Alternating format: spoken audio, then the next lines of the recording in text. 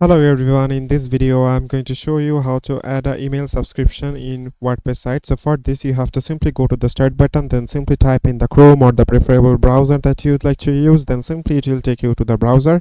Then simply type in www.wordpress.com in the top search bar and it will simply take you to the WordPress login page.